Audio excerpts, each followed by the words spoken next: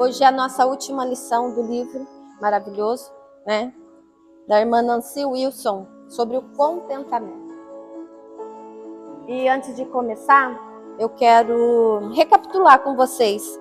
Eu até anotei aqui sobre as nossas lições. Eu creio, queridas, que nós nunca seremos as mesmas depois de ter estudado um livro de uma forma assim tão detalhada, minuciosa, de uma forma tão específica, de uma forma tão intencional sobre o contentamento. E a gente, desde a primeira lição, não sei quanto tempo a gente está estudando. Quanto tempo, irmã Doralice? Muito mais, né? Então, e eu falo por mim, Rô, esse livro realmente mudou a minha maneira de ver. Na verdade, sabe, gente, a gente sempre sabe. Mas hoje em dia a gente está sendo tão bombardeado de notícias boas, de notícias ruins, de notícias novas. É tanta informação para o nosso cérebro. Você tem noção? Um dia eu vi um videozinho curto, esses de internet curto. Dizem que as informações que nós temos em um ano, antigamente se conseguia ter em 10 anos. Vocês imaginam o que nós estamos fazendo com o nosso cérebro? É muita informação. Nosso cérebro é uma CPU que não vai ter assim, condição de preenchê-lo. Porque quanto mais a gente preenche, mais ele tem espaço. Né? É uma coisa linda de Deus. Não é igual o computador, você tem que ir lá resetar para ele continuar, senão ele começa a travar. Né? Apesar que a gente tem algumas travas, né, gente? A gente fala assim, mas conforme você vai colocando as informações, a gente vai dando uma travada. Mas, hoje em dia, a gente tem tantas informações. Então, muita coisa boa que a gente escuta acaba ficando no silêncio no nosso coração e na nossa mente por conta de excesso de informação. Então, eu acredito que esse livro aqui foi bênção para a nossa vida. Eu, jamais seria a mesma depois de um livro desse. Né, gente? Então, assim, que a gente não esqueça das lições aprendidas e das lições vividas desse livro. E eu quero recapitular com vocês rapidinho, não vai ser demorado não, sobre os temas de cada livro. O livro tem a introdução, lógico, que conta sobre a irmã Nancy, né? Diz aqui que ela é esposa de pastor, dona de casa, mãe de 3 filhos e avó de 17 netos. E eu fiquei assim fazendo as contas, eu falei, uau, 3 filhos, 17 netos. Esses multiplicaram, né? Nossa, eu achei assim diferente. Nossa, eu achei muito interessante. E esse livro é recente, aqui no Brasil ele foi lançado em 2018. Logo a introdução fala sobre estresse, né? Então a gente começa esse livro dizendo como nós estamos em tempos estressantes. Por isso também que ela relaciona o descontentamento com esse estresse. A primeira lição que nós estudamos foi o contentamento do pai, né? Contentamento do pai, ela deu aqui, ela trouxe para nós entendimento sobre Deus. Deus decidiu criar tudo, organizou tudo, planejou tudo, fez, que eu acredito na perfeita ordem, da perfeita maneira, e ele observou, ele gostou do que viu e ele descansou. Então, a introdução ela fala sobre como nós estamos estressadas. Então, quando você está sob efeito de estresse, você produz hormônios ruins, e esse hormônio ruim sempre vai o quê? Trazer do seu cérebro informações ruins, negativas. Logo em seguida, ela nos trouxe exemplo de Deus. Deus, ele planejou tudo, ficou satisfeito e descansou. E quando é que nós descansamos? Né? Então, é um ponto que ela quis trazer para o nosso entendimento. Então, aqui, ele criou, ficou satisfeito e descansou. Então, queridos, na primeira lição, ela nos trouxe uma oportunidade da gente fazer o nosso melhor, saber que nós estamos nos doando da melhor maneira e ficar bem. Porque o que atrapalha muito essa questão? O perfeccionismo. Essa história, eu sou perfeccionista e se gaba disso, é horror. Ser perfeccionista é você viver em constante dificuldade de reconhecer o contentamento, porque você nunca está satisfeita. perfeccionismo é uma tristeza. Então, se a gente tem essa predisposição de nunca gostar do que está sendo feito, já vai para a oração, porque não é de Deus, com certeza, tá? Então, a gente precisa se doar do melhor para a gente ficar bem. Isso é a primeira lição, o contentamento do Pai. A segunda lição fala sobre as promessas de Deus. Então, a gente não deveria estar presa a estar contente ou descontente por conta da nossa situação. Nós já temos promessa. Então, essa seria a nossa real identidade em relação ao contentamento. Então, Deus prometeu que estaria comigo. Deus prometeu que cuidaria de mim. Deus prometeu que eu teria o que comer, o que vestir. Ele até diz para mim que Ele cuida das aves do lírio, que não tem raciocínio, que não tem entendimento. Então, porque eu, com maior entendimento e com maior facilidade de compreender as coisas, eu não encontrar contentamento nas promessas de Deus. A segunda lição é sobre isso. Temos que estar contente na pessoa de Deus. Tá bem, querido? A terceira lição que nós estudamos, ele fala do descontentamento. Aí sim ele entra com o descontentamento. Fala muito sobre a ingratidão. É aquela coisa assim que a gente sempre acha que o contrário da ingratidão é a gratidão, né? Não, o contrário é a reclamação. E eu contei para vocês um dia que no meu vidro do banheiro, a primeira coisa que eu olho é uma reclamação cortada, assim, proibido reclamar. Para o quê? Para eu criar mecanismo na minha mente, já que eu estou estudando, já que Deus está trazendo a oportunidade, gente, nunca é por ser, nunca acontece por acaso. Deus não trabalha por acaso. Deus não trabalha por acaso. Do dia de hoje, nós estamos aqui no número menor, é a vontade perfeita de Deus disso, porque Ele sabe. E sinceramente, eu não me apego a número, eu tanto falo para eu gosto demais de conversa pessoal, eu vou, quanto para nós, pequeno número, quanto para bastante. O importante é você dizer o que Deus colocou no seu coração, dizer, porque eu preciso dessas falas de hoje e vocês também. É dessa maneira que eu acredito. Então, quando você dá espaço para o descontentamento, naturalmente a ingratidão vem e, por consequência, a reclamação vem. E isso é prejuízo para nós, queridas. E isso é muito prejuízo por nós, porque a gratidão, ela transforma. Olha, a gratidão transforma tudo o que temos em suficiente. O problema está aí. Quando a gente é muito descontente, quando a gente é muito ingrato, nada é suficiente. Pensa como eu fui educada, tempo de provisão, como vocês foram educados. Hoje a gente tem muito, muito, muito mais. Não temos? Hoje as nossas casas são muito mais confortáveis em relação às casas, pelo menos a minha história é assim, dos meus pais. Os meus pais lutaram com muita dificuldade. Hoje os meus filhos têm muito mais do que eu tive e estão insatisfeitos. E se eu também não me policiar, eu fico insatisfeita, eu fico ingrata, eu fico descontente. Então, assim, a gratidão, ela coloca nos seus olhos tudo aquilo que você tem, tudo aquilo que Deus tem trazido.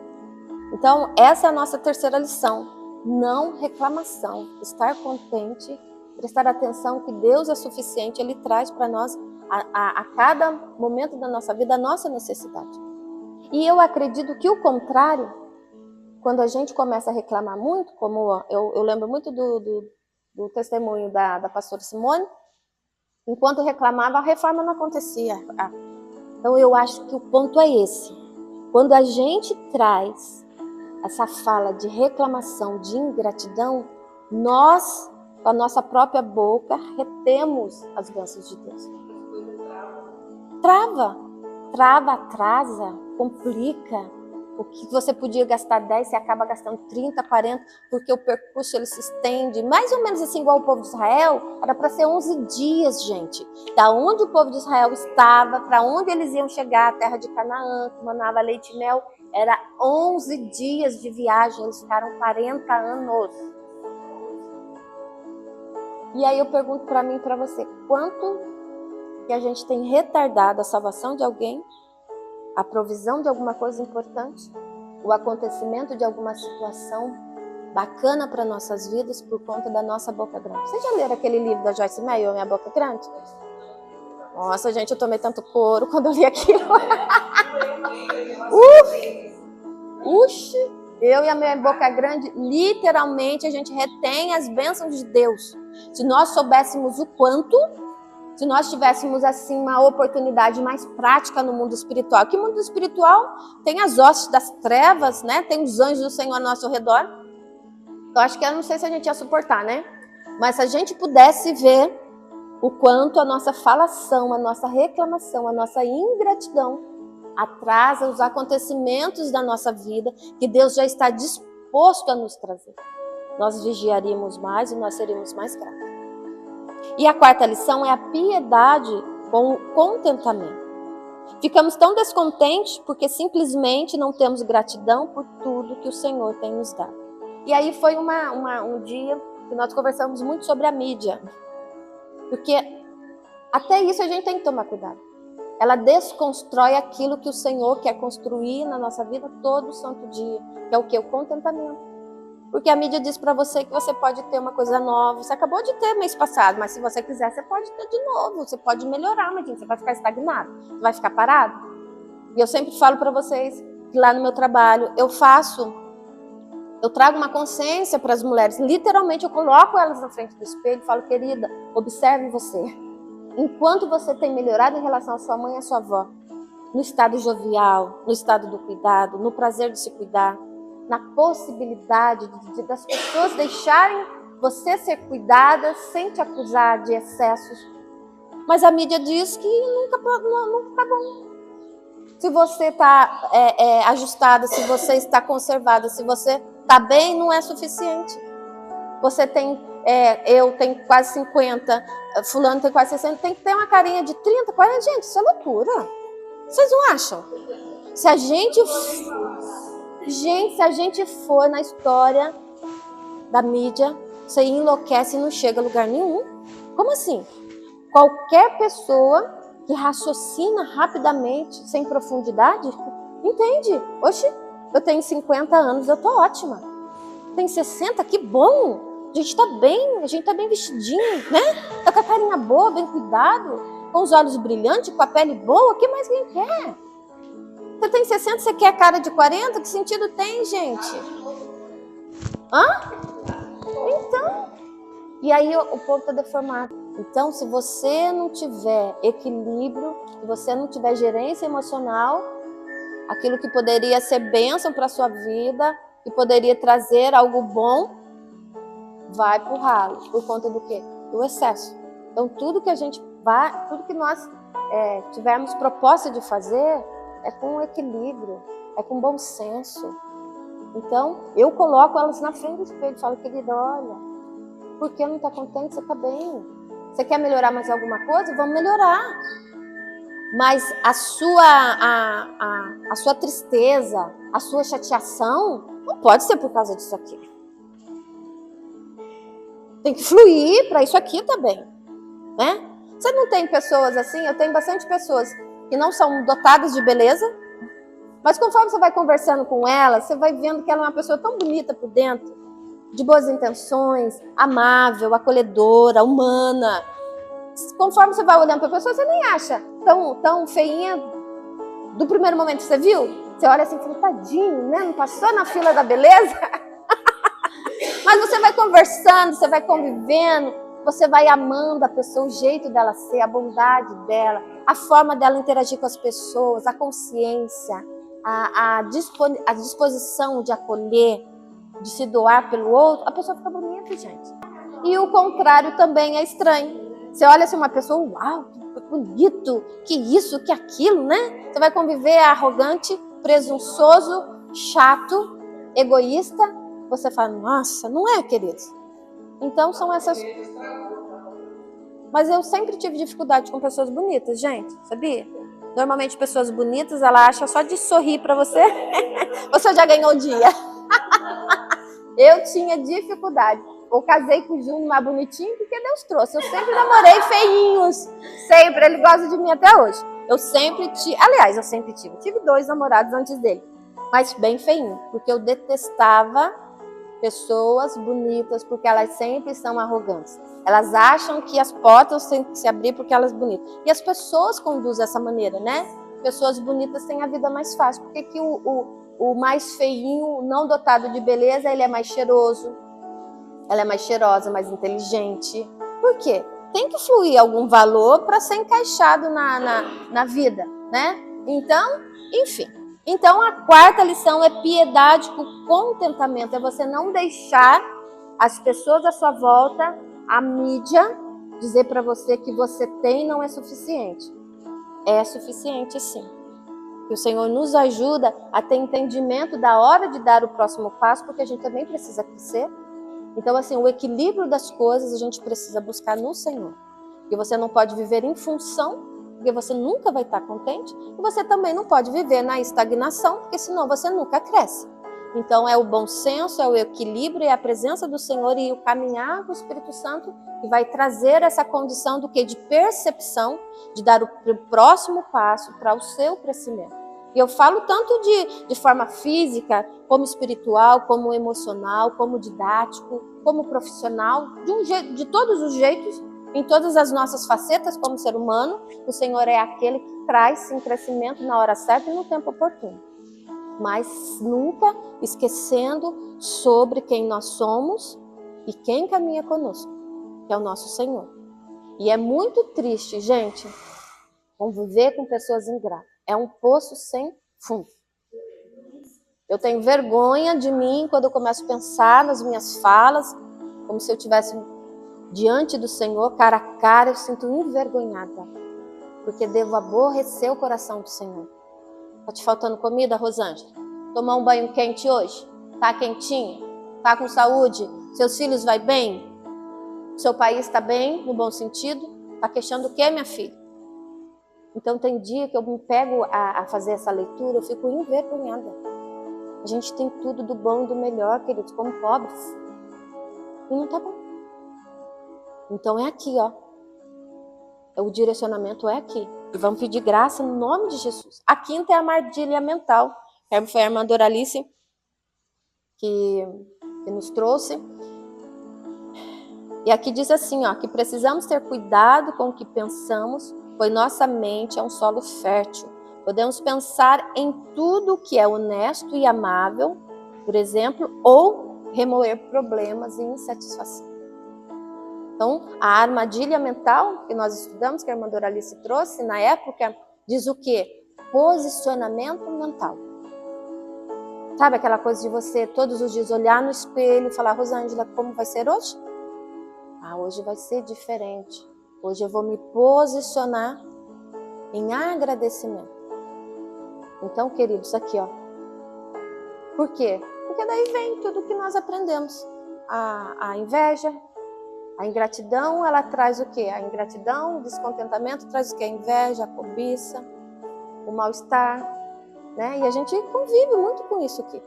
Difícil o outro bater palma. Eu fiquei pensando lá no nosso evento de mulheres, na nossa conferência, falei, gente, que trabalheira, coitado. Que trabalheira, que luta que deve ter sido, que desgaste. Como eu não vou bater palma? Eu pensei comigo, tá disposta? Você estava disposta a fazer e a ter todo esse trabalho? Gente, lidar com mulher não é fácil, não. Não é fácil. Sangue do Cordeiro. Você entende? E aí eu olhei assim para ela, eu falei, Jesus, que o Senhor renove a força. Que o Senhor traga o reconhecimento, porque é direito dela e delas, né? Eu falo ela porque ela estava encabeçando, mas as irmãs... Gente, isso não pode ser... o direito do outro de ser reconhecido independe do jeito dele ser. Houve um esforço, houve uma batalha, houve organização, houve correria. É um direito de ser reconhecido pelo trabalho feito. Árduo. E mexer com mulheres, quantas mulheres? Mais de 400 mulheres? Não é brinquedo não, gente. Nós somos reclamona por natureza. E a gente tem que repreender isso no nome de Jesus. E Deus gosta quando você reconhece o valor do outro. Isso só é trazido para nós quando eu sei o meu valor em Deus. Se eu sei o meu valor em Deus e também tenho consciência das minhas dificuldades, eu não preciso torcer contra a Simone no Star Kids, porque eu sei do meu valor, eu posso bater palma. Porque o Senhor me usa de outra forma. O meu talento, ele é desenvolvido de outra maneira. A gente precisa sair desse lugar. A gente precisa estar contente com o sucesso do outro. E você só vai estar nesse lugar de contente quando você souber o seu valor em Cristo, o seu propósito, as suas aptidões, os seus dons. Então eu acho muito mesquinho, principalmente a gente cristão, não conseguir bater palma e reconhecer a grandiosidade do evento, a mão do Senhor estendida lá, quantas mulheres foram abençoadas. A gente fica dentro do nosso mundinho, desse mundinho egoísta, dessa prisão mental. Gente, não é sobre mim, não é sobre ela, mas é sobre o que o Senhor fez ali. E isso tem que ser uma realidade, não pode ser só fala nossa em momentos de reflexão, de pensamento. Tem que ser escolha. Então tem que se posicionar consciente. O que eu escolho? O que você escolher é aquilo que vai trazer para sua vida. Se você escolhe ser mesquinho, faladeira, maldizente, reclamona, de observar sempre o ponto ruim. Toda história tem um ponto bom e um ponto ruim, querido. Você não vai sair desse lugar de mesquinhez. E quem não cresce é você, não é o outro. Quem é muito reclamão fica... Porque ele só fica nesse lugar, então não tem como haver desenvolvimento.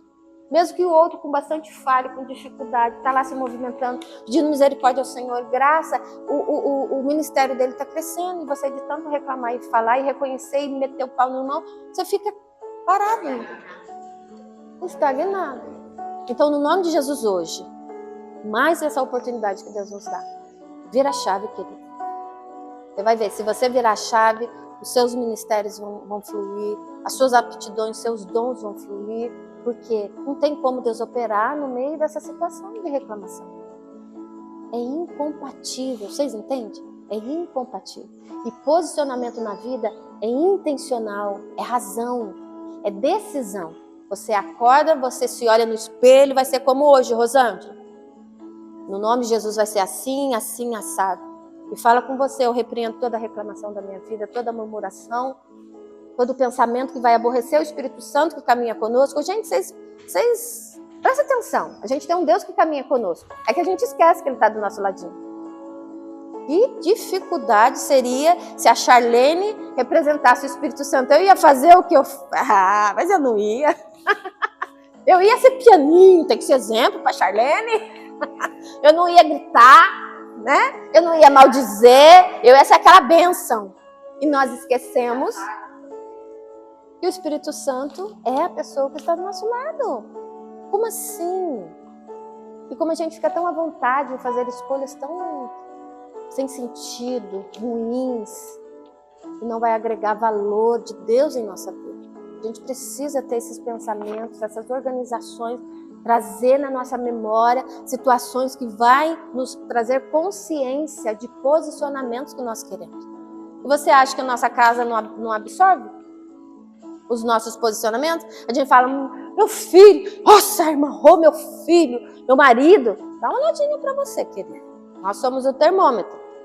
Se o marido é sacerdote, nós somos a gerência do nosso lar. Nós somos a gerência. E se a sua casa está meio atribulada, se a sua casa está desmotivada, do jeito que a sua casa estiver, dá uma olhadinha para você. E nós temos um Deus que caminha conosco e Ele nos capacita a viver tudo aquilo que nós precisamos em crescimento, em maturidade e entendimento. Tá bem? E a gente vai para 6, a inveja. Jesus. Luta, né? A 6ª lição foi sobre a inveja. E aqui ela fala, olha, as pessoas tendem a colocar o coração no centro do mundo. É o que nós falamos, né? Falou sobre a mente, pois é na mente que o pecado começa. É aqui, querido. Não é à toa que Paulo nos ensina a renovação, né? Paulo ensina a renovação, a transformação em relação ao mundo. Mas claro que esse versículo não tem, né? Se a gente não pratica é porque a gente é teimoso mesmo e desobediente. E diz também que é pra gente pensar tudo que é amável, honesto, assim, agradável, verdadeiro. Então a gente já tem direcionamentos específicos, prontos, e falta só o quê? A prática. E eu falo para vocês, desde que eu existo por Rô, eu sou de Jesus. E tem umas coisas ainda que pegam. Porque daí a personalidade grita, né? As teimosias nossas gritam. Eu falo, Jesus, acho que eu não entendi nada do seu evangelho ainda. Uma mulher velha, desde a barriga da minha mãe, na tua casa, sendo ministrada, que teimosia é essa, Rosângela? E não é fácil não, querido. Você querendo, você tendo intenção, você pensando sobre, não é fácil. Nossa natureza humana, a nossa correria, a nossa displicência, nos tiram do ponto exato da nossa caminhada e da nossa evolução em Cristo Jesus. E a gente vai para a lição 7, que é uma perspectiva de mudança. Ali a gente começa a ser ministrada para a gente pensar diferente. Aqui ela diz assim, ó, Deus faz com que tudo coopere para o bem definitivo. Então é como eu falei, se nós colocarmos o nosso entendimento, o nosso coração naquilo que realmente vai trazer crescimento, querido, metade dos nossos problemas a gente não teria. Se nós pudéssemos ter assim um filme e nos vermos como seria se nós fôssemos gratas, quais diferença no nosso dia a dia teria, a gente seria muito diferente. Aí a gente vai para a 9ª lição, as dificuldades de um vaso de barro. Foi a irmã Doralice também que ministrou. E Deus escolheu um vaso, que normalmente as pessoas, né, ela com todo o vaso lindo, azul dela, ela está guardando para uma ocasião especial. E que Deus a ajude a realizar esse sonho. Mas normalmente a gente enche os olhos com o vaso, né? Os vasos todo trabalhado, todo lindões. Mas Deus nos escolheu um vaso de barro simples para colocar o tesouro dele nesse vaso de barro. Então, assim, nós temos um valor inestimável para o Senhor. Aqui o vaso de barro representa o quê? A nossa condição precária de ser humano, as nossas dificuldades em ser tudo aquilo que Deus nos trouxe para ser. Mas mesmo assim, Ele quis colocar o precioso dele, a presença do Espírito Santo em nós. Tá certo? O vaso de barro armazena um tesouro inestimável para glorificar a Deus. E aí, quanto nós estamos glorificando a Deus, querido? A gente precisa refletir, a gente precisa... Hoje eu quis trazer esse balanço para nós, porque foi um livro muito importante, foi um livro, eu diria, de visão, divisor de águas. Rô antes do livro e Rô. Tem livros que têm essa função na nossa vida, não somente esse, vários livros na minha vida foi divisor de águas. Não tem como, a partir dessas lições não tem como sermos iguais, porque foi muito completo e direcionado, tá? Que Deus abençoe a nossa irmã Nancy, né? O contentamento nas aflições, na lição 10, ensina o quê? Pra gente não ficar preso às nossas situações. Tudo passa, querido, tudo passa. Coisa boa passa e situações ruins passam. Tudo se acomoda. Luto, que é pior que luto?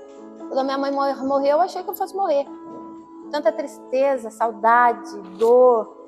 Mas o tempo ele acomoda todas essas coisas, vai acomodando em nós, vai reorganizando, você vai se adaptando, o sofrimento vai se acalmando. Então, tanto coisa boa quanto coisa ruim, se acomoda. Então, a gente precisa aprender sobre o contentamento nas aflições. E dizer para nós que não é sobre o problema, é sobre o Deus que a gente serve. É sobre como tudo isso vai trazer benefício e lições para a nossa vida. E hoje, escolhendo o contentamento, eu quero conversar com vocês sobre isso de uma forma rápida, porque eu introduzi bem as nossas lições. E uma coisa que ela fala, e eu achei muito interessante, já de início, o contentamento pode parecer difícil. Com efeito, exige, acima de tudo, submissão a Deus.